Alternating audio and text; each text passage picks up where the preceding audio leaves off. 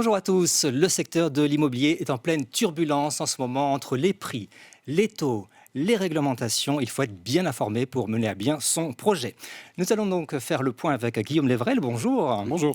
Vous êtes directeur du développement et de l'animation à Angle Neuf. Angle Neuf, c'est la filiale consacrée à l'immobilier chez LCL. Alors tout d'abord, commençons par un tour d'horizon des prix. Ils commencent seulement à baisser alors que le nombre de transactions, lui, baisse depuis mi-2022. Vous nous confirmez cette tendance ? Oui, en effet, les prix des logements anciens, après avoir beaucoup augmenté, commencent en effet à baisser. On a eu une phase de décélération progressive des prix en 2022. Et là, la baisse est beaucoup plus nette depuis le début de l'année. On est sur une baisse moyenne de l'ordre de 1% pour les maisons et pour les appartements, avec une baisse, cela dit, un petit peu plus marquée pour les appartements, de l'ordre de 1,4% sur une année. Cette baisse est cependant pas du tout homogène. On voit des territoires, autour des littoraux notamment, ou dans certaines villes moyennes, dans lesquels les prix continuent à augmenter. En revanche, dans les grandes métropoles, et on pourrait citer Paris, Lyon ou Bordeaux, là, les prix baissent, et la baisse pourrait atteindre 6% à la fin de l'année. Alors cette baisse des prix, elle est directement corrélée à la baisse des ventes. On est globalement sur un volume moyen d'1 million de logements vendus entre 2022 et 2023. Là, les prévisions pour la fin de l'année sont un peu moins optimistes. Alors les volumes restent conséquents, mais la baisse est notable.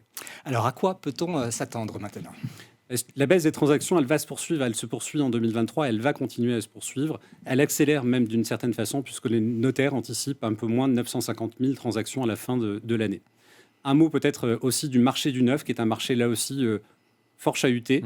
Une baisse des ventes très marquée, avec une baisse des ventes très sensible là aussi sur le segment des investisseurs particuliers. Et cette baisse des ventes, mécaniquement, elle amène finalement une augmentation des stocks. Cela étant, on voit bien qu'on a encore beaucoup de tensions sur l'offre de logements neufs dans un certain nombre de grandes villes. Et les promoteurs anticipent là aussi des mises en chantier qui vont baisser en 2024 de l'ordre de 44%. Alors, les prix, on pourrait s'attendre à ce qu'ils baissent sur l'immobilier neuf et au contraire, ils continuent d'augmenter. Alors, sous différents effets, finalement, l'inflation des matières premières, mais également sous l'effet de la réglementation énergétique 2020. Et il est fort probable que la tendance ne s'inverse pas dans les prochains mois. Néanmoins, on a aujourd'hui de nombreuses offres commerciales chez différents partenaires promoteurs qui permettent à nos clients de réaliser leurs projets aux meilleures conditions. Alors parlons maintenant des taux d'intérêt. Ils sont en hausse. Est-ce que cette hausse est un frein important pour le secteur ? Alors, l'histoire des taux d'intérêt, elle a toujours été jalonnée de périodes de baisse et de périodes de hausse. Là, c'est vrai qu'on est dans une période de hausse assez marquée. Et cette période de hausse, elle est contraignante pour nos clients, à la fois sur leur capacité d'emprunt, mais aussi sur le coût du crédit. Le métier de LCL, notre maison mère, c'est de s'adapter finalement à cette conjoncture nouvelle et de continuer à accompagner nos clients sur leurs besoins de financement, qu'il s'agisse d'acheter finalement la résidence principale ou de faire un investissement locatif. Alors on a vu les prix, on a vu les transactions, on a vu les taux. Qu'en est-il maintenant de la réglementation qui touche l'immobilier ? On va avoir différents aspects réglementaires sur l'immobilier, sur le neuf et sur l'ancien. Ils ne vont pas avoir tout à fait les mêmes impacts. Je vous propose de parler d'abord de l'ancien, sur lequel on a vu successivement la loi climat et résilience et le nouveau DPE en 2023. La loi climat et résilience, particulièrement, elle vise à combattre les passoires énergétiques et elle vise finalement à sortir du parc locatif tous les logements les plus énergivores, donc tous ceux qui sont classés aujourd'hui E, F et G, selon un calendrier extrêmement contraignant jusqu'en 2034. Pour le neuf, le gros changement réglementaire, c'est la mise en place de la nouvelle réglementation énergétique, la réglementation énergétique 2020, qui est un vrai changement de paradigme, puisque là, on va chercher à avoir des logements qui sont évidemment beaucoup plus performants d'un point de vue énergétique. Et là, on va utiliser notamment des nouveaux modes d'isolation et des nouveaux modes de chauffage. Mais on va aussi prendre en compte l'impact carbone du logement, et ça, c'est très nouveau. L'impact carbone à la fois sur les énergies qui permettent de chauffer le logement, mais également l'impact carbone de la construction du logement à sa phase de recyclage.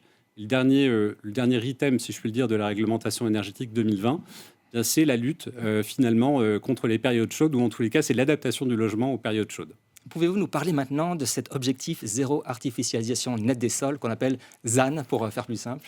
L'objectif ZAN vise une trajectoire qui a été fixée à l'horizon 2050 et qui impose aux différents territoires, qu'il s'agisse de villes, de départements, de régions, de limiter la consommation, pour le dire comme ça, des sols, donc des sols agricoles ou des forêts notamment, et donc de limiter cette consommation, de baisser la consommation des sols d'ici 2030 par rapport à la consommation qui a été constatée entre 2011 et 2020. Alors si je résume, vous dites qu'il y a un aspect réglementaire assez contraignant, il y a quand même des chiffres qui sont un peu alarmistes, il y a aussi l'inflation dont on n'a pas encore parlé. Est-il vraiment toujours intéressant d'investir en immobilier alors ? Alors, je répondrai évidemment oui. Oui. Je commencerai par l'inflation dont effectivement on n'a pas parlé et on a la conviction chez Angle Neuf que l'immobilier, c'est vraiment l'actif anti-inflation par nature. Ouais. C'est l'actif qui permet à la fois de préserver son capital sur le long terme, mais aussi d'avoir des revenus qui sont là aussi protégés sur le long terme, tout simplement parce que les loyers qu'on va percevoir sont directement calés sur l'inflation. L'autre raison, finalement, c'est le crédit. On a parlé tout à l'heure du crédit qui coûte plus cher, mais rappelons que l'immobilier, c'est la seule partie de leur patrimoine que nos clients peuvent financer à crédit. Et y compris dans un contexte de taux un petit peu plus haut comme celui qu'on connaît aujourd'hui, mais plus bas, cela dit, que l'inflation, cela reste extrêmement pertinent. L'autre aspect, on l'a évoqué tout à l'heure, c'est la réglementation énergétique 2020 sur le logement neuf. On a la conviction chez Angle Neuf, là encore, que acheter un logement conforme à la réglementation énergétique 2020, bien finalement, c'est acheter un logement qui est au top de la performance énergétique. On ne fait pas mieux aujourd'hui. Et c'est finalement un bon moyen pour nos clients de préparer un patrimoine durable. Enfin, et finalement, le point le plus important, c'est qu'investir dans l'immobilier, c'est d'abord répondre à un besoin de logement. Or, ce besoin de logement, il est extrêmement important, à la fois pour des raisons démographiques, mais aussi pour des raisons structurelles liées à l'offre. On a une offre aujourd'hui de logement qui est déficitaire et ça ne va pas s'arranger, notamment du fait de la loi climat et résilience. Un certain nombre d'études qui ont montré tout récemment qu'il nous faudrait construire 500, 550 000 logements par an. On dépasse péniblement les 300 000 unités aujourd'hui. Donc finalement, cette réponse à un besoin de logement, c'est l'assurance pour nos clients d'avoir des loyers vraiment sécurisés sur le long terme. Alors enfin, pourquoi et comment faire appel à Angle Neuf si on veut bénéficier justement de vos conseils? Vous l'avez dit au début, c'est la filiale LCL, 100% LCL dédiée à l'immobilier. On travaille en partenariat avec plus de 100 promoteurs aujourd'hui sur l'ensemble du territoire. On est là pour analyser, comparer finalement le marché immobilier et proposer les meilleures opportunités à nos clients. On est là évidemment pour accompagner nos clients aussi à toutes les étapes de leur projet, de la définition du projet jusqu'à la livraison et à la mise en location du bien, le cas échéant.